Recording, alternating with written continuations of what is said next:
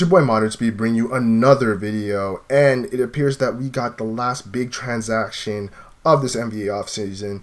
We also got the end of the big drama of this NBA offseason. Carmelo Anthony appears to be traded.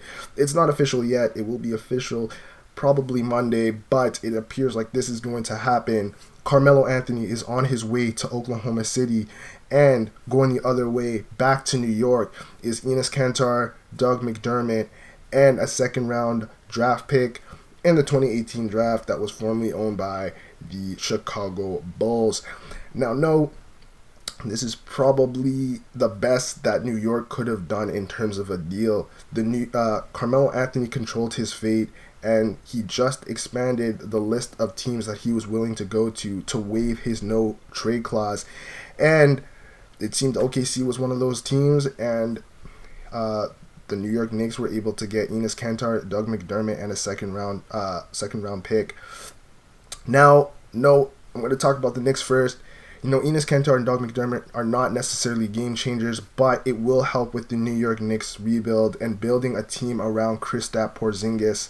McDermott and Kanter are only 25, so they do have room to grow, and Kanter has potential. So,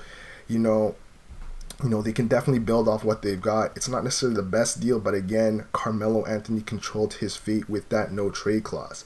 Now let's go on to OKC. OKC gets Carmelo Anthony, and they create this big three. They got Paul George, Westbrook, and now they got Carmelo Anthony. And it's going to be interesting to see how this works. Westbrook and Melo are ball-dominant players. You could probably add Paul George in there, but though I think he can play off ball a bit better than the other two guys.